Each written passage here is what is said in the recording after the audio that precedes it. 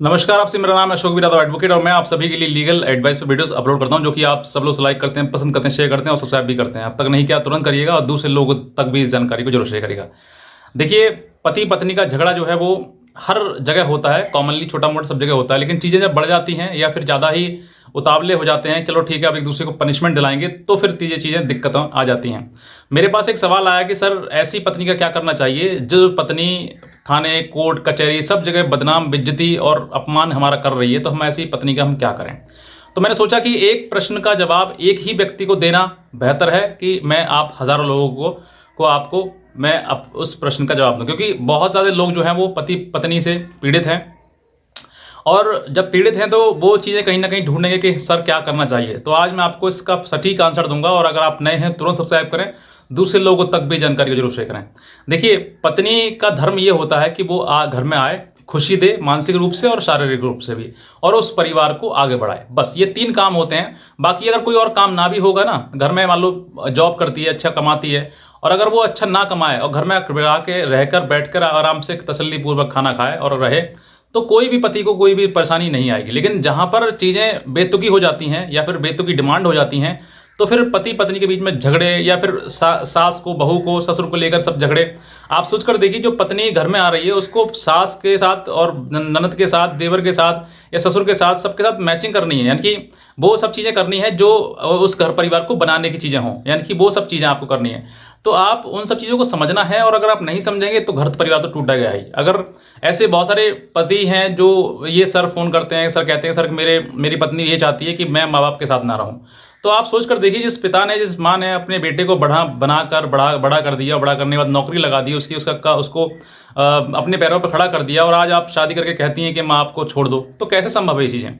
तो आप, जो महिला अपने सास ससुर से अलग रहने की डिमांड करनी शुरू करती है, तो वो घर तो 100% टूटना ही टूटना है। आप ये समझ जाती हैं कि आप ये बहू हैं, लेकिन आप ये भी समझिए कि भविष्य में आप भी किसी न किसी की सास बनेंगी, किसी न किसी की बेटे की मतलब किसी न किसी बेटे की माँ बनेंगी।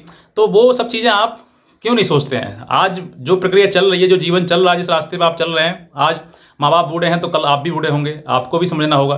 तो आप इन सब चीज़ों को समझिए। बहरहाल बात करते हैं कि अगर चीज़ें इतनी बिगड़ जाती हैं कि थाने, कोर्ट, कचहरी तक चले जाते हैं, तो पहले आपको, पति को, ये काम करना है कि आप अपनी पत्नी को हर प्रयास करें, हर संभव प्रयास करें, उसको समझाएं, उसको हमारी वीडियोस दिखाएं कि भाई ये देखो वीडियो, ये हो सकता है। या फिर आप जहां पर जाएं, थाने में, कोर्ट कचहरी में जाएं, तो उन महिलाओं से उनकी बात कराएं कि देखो इनको क्या पीड़ा हुई है, कितने सालों से मुकदमा लड़ रही है, क्या होने वाला है, ताकि रियलिटी उसको पता लगे। क्योंकि कहीं ना कहीं उसकी आंखें बंद हैं, उसको लग रहा है कि थाने जाऊंगी मैं, इन लोगों के लिए, इन लोगों के खिलाफ मैं रिपोर्ट करूंगी और फिर सब ठीक हो जाएगा, ये सारी इनकी अकल ठिकाने आ जाएगी।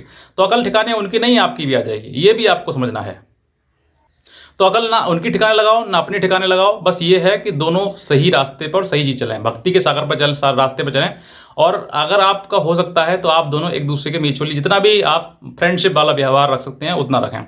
लेकिन चीज़ें जब ज़्यादा बढ़ जाती हैं, और मान लीजिए आपकी पत्नी ने भी ये सोच लिया कि अब तो इसको सजा करानी है, जेल करानी है, आप सोच कर देखिए, अगर दहेज का मुकदमा आप कराती हैं, दहेज के मुकदमे में 3 साल सजा है, तो अगर दहेज का मुकदमा आप कराती हो, पति को 3 साल की सजा होगी, तो फिर आप किसके साथ रहेंगी? आप इस प्रश्न का भी तो जवाब ढूंढिए।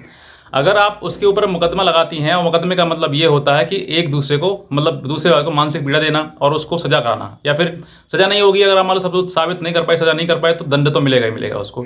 तो अगर आपको दंड ही देना है, तो जो महिला अपने पति को दंड देगी, तो फिर वो कैसे, वो पत्नी कैसी, और वो पत्नी कैसी विपत्ति में काम आएगी? यानी कि पत्नी का मतलब है विपत्ति में काम आना, ये नहीं कि सार्वजनिक रूप से सबके सामने विपत्ति ही के सामने लेकर आना। तो विपत्ति नहीं लानी है आपको, विपत्ति में काम आना है। अगर आप काम आएंगे तो भविष्य में दोनों का साथ बनेगा और दोनों का साथ में रहकर जीवन एक साथ अच्छे से गुजरेगा। लेकिन अगर चीज़ें इतनी बिगड़ रही हैं कि भाई अब समझ नहीं आ रहा कि कोर्ट में, थाने में, हर जगह पर बुराई बुराई बुराई, या फिर हर जगह यही सोचा जाता है कि हमें किसी प्रकार से जेल हो जाने की कोशिश करते हैं, तो आप समाज में इतना बिगड़ चुके हैं। तो फिर देखिए, पति के पास एक ही रास्ता है, या तो वो भरसक प्रयास करे उसको लाने का, उसके परिवार से शिकायत करे, उसकी समाज में लोग जो बिचौलिए थे आपको उनसे शिकायत करे, या फिर थाने में भी आप एक एप्लीकेशन दे सकते हैं। जिस थाने में आपकी पत्नी ने एप्लीकेशन दी है, उसी में आप भी एक एप्लीकेशन दें कि मैं अपनी पत्नी को हरगिज़ अपने साथ रखना चाहता हूं। आप उसी एप्लीकेशन, जहां पे, जिस थाने में या जिस कोर्ट में, जिस मुकदमे में आपके ऊपर मुकदमा किया है, उसमें एक एप्लीकेशन अपनी तरफ से लगवाएं कि मैं अपनी पत्नी को हरगिज़ अपने साथ रहना चाहता हूं, वो ही मेरे साथ रहना नहीं चाहती है।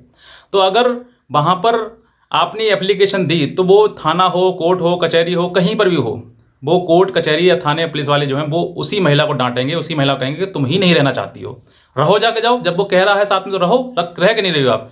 अब वो कहेगी साहब मारते हैं पीटते हैं, तो आप ये भी कह सकते हैं अगर मारते पीटते हैं तो मैं मेरे खिलाफ ये मेडिकल कराए, सबूत दे और फिर मेरे खिलाफ मुकदमा लिखवाए, झूठे नहीं। अगर अगर मैं मारता पीटता हूँ, मुझे इस तरह की चीज़ें करता हूँ मैं, तो मैं इन सब चीज़ों के लिए ये अगली अगली बार मैं भी कुछ भी करूंगा तो मुझे ये मेरे ऊपर मेडिकल करवाए, मेरे ऊपर मुकदमा लिखवाए, मैं तैयार हूं। लेकिन जब मैंने कुछ किया नहीं तो फिर मेरे को सजा क्यों? तो आप इस तरह की चीज़ें अगर सामने रखेंगे तो कोर्ट कचहरी थाना हर जगह आपकी सुनवाई होगी और आपको ही सराहना दिया जाएगा कि आपको कि लड़की गलत है, पत्नी गलत है। तो आप वो गलत है और आप सही है तो साबित करें कि ये गलत है, मैं सही हूं। दूसरा, अगर फिर भी मैं कहता हूं हर प्रकार से वो मना करती है, मान लो इतना आपने कहा कि मैं रखना चाहता हूं उसको, और फिर भी मना करती है कि नहीं मुझे नहीं भी रहना है, तो आपके पास सीधे यही है कि आप सीधे तलाक का केस करें और जिस थाने में उसने कंप्लेंट करी है उसी थाने में वो लिखवा लें कि देखो ये साफ मना कर रही है, मुझे लिखित में दे दें कि इसने साफ मेरे साथ रहने से इनकार कर, ताकि मैं आगे भविष्य में जो है कोर्ट में डाल के केस डाल के इससे तलाक ले सकूं। तो फिर ऐसी पत्नी ना ही तो किसी प्रकार के मेंटेनेंस की लायबल होगी, ना ही आपके ऊपर 458 का मुकदमा कर सकती है और ना ही कोई डी वगैरह का मुकदमा कर सकती है। तो आप ऐसे मुकदमों से बचने के लिए, ऐसी पत्नी से बचने के लिए आपके पास यही रास्ता है कि अगर भरसक प्रयास करें बैल लाने का, नहीं आती है तो फिर आपके पास यही है कि आप इसको फिर तलाक करें और अलग करें, क्योंकि जीवन एक दिन का नहीं है, बिना पत्नी के जीवन नहीं है, बिना पति के जीवन नहीं है। तो आपका जीवन का सहारा जो एक दूसरे ही है। तो आपको एक दूसरे को समझना है कि मुझे एक दूसरे के साथ रहना है या फिर नहीं रहना। नहीं रहना तो अलग हो जाओ और रहना है तो साथ में रहो। लड़ने से कुछ नहीं होगा, सिर्फ जीवन का बर्बादी होगी, समय की बर्बादी होगी, पैसे की बर्बादी होगी और कुछ नहीं मिलेगा आपके लिए। बस इतना कहना चाहूंगा। अगर आप नए हैं तुरंत सब्सक्राइब करें और कोई भी लीगल एडवाइस अगर आप हमसे चाहते हैं तो आप हमारे दिए हुए नंबर पर हमें संपर्क भी कर सकते हैं। आज का वीडियो के लिए आपसे बहुत धन्यवाद।